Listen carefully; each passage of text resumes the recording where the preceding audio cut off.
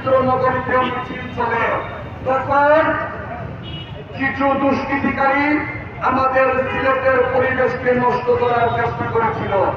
আমরা ধন্যবাদ জানাচ্ছি আমাদের মহানগর বিএনপি, ছাত্রদল, যুবদল, স্বেচ্ছাসেবক দল এবং সর্বোপরি এই পবিত্র নগরীর সাধারণ মানুষ এবং সম্মানিত ব্যবসায়ী নেতৃবৃন্দকে আমরা ওই দিন বিকাল থেকে সম্মিলিতভাবে এই সমস্ত সন্ত্রাসী এবং ডাকাতদের বিরুদ্ধে প্রতিরোধ করে তুলে তাদেরকে প্রতিহত করেছিলাম বলে সন্ধ্যার পরে সেই সমস্ত ডাকাতরা পালিয়ে যায় এবং সম্মান রক্ষা হয়।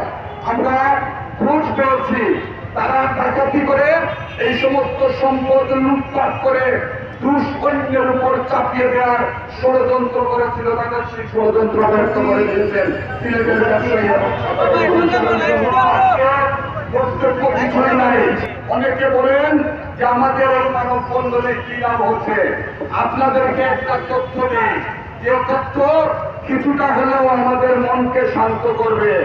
আজকে যারা এই প্রখর রৌদ্রের মধ্যে দাঁড়িয়ে বক্তব্য দিচ্ছেন, প্রতিবাদ করছেন, এটিও এক প্রতিবাদ, যে প্রতিবাদের ভাষা বহির্বিশ্ব ঠিকই বুঝতে পেরেছে এবং বুঝতে পেরেছে বলে আপনারা কি জানেন যে আমেরিকা, ইসরায়েল যেভাবে গুলিবর্ষণ করে হত্যা করছে, সেই আমেরিকা, খোদ আমেরিকার তরুণ প্রজন্মের 50% উপরে তারা এই গণহত্যাকে সমর্থন করে না।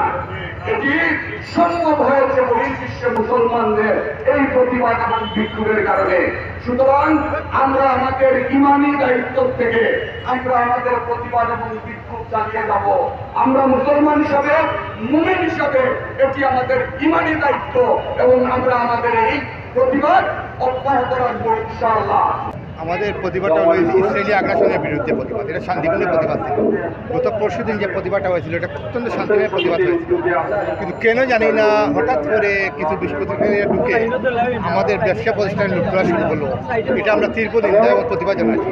আসলে প্রতিবাদের ভাষা বাংচুর লুট করা চলতে পারে না। প্রতিবাদের ভাষা তোমার শান্তিপূর্ণ প্রতিবাদ করতে হবে, কিন্তু আমরা এটা তীব্র নিন্দা জানাচ্ছি এবং আমরা আপনাদের মাধ্যমে আমরা অনুরোধ জানাবো সকল রাজনৈতিক দল ও তৌহিদি জনতাকে আগামীতে এই ফিলিস্তিন নিয়ে কোনো কর্মসূচি হোক, যে কোনো রাজনৈতিক কর্মসূচি হোক, যেটাই হোক, আমরা অনুরোধ জানাবো ব্যবসায়ী সমাজের পক্ষ থেকে স্পষ্ট ঘোষণা আসতে হবে যে রাস্তায় যখন আমরা নামবো অযথা মনে ভাঙচুর হবে না, লুটতরাজ হবে না, জনগণের যানবাহন নিরাপত্তা দিতে হবে।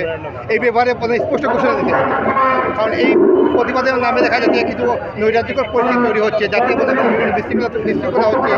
এই বিশৃঙ্খলার জন্য মনে করো আমরা ব্যবসায়ীরা ক্ষতিগ্রস্ত হচ্ছি। কারণ 5 তারিখের পরে দেখা যাচ্ছে দেশকে মানে পরিকল্পিতভাবে অস্থিতিশীল করার জন্য কিছু কাজ করানো হচ্ছে। সুতরাং আমরা সবাই সজাগ থাকতে হবে। এই ব্যাপারে আমি সকল সর্বোচ্চ নাগরিকের সহযোগিতা কামনা করব।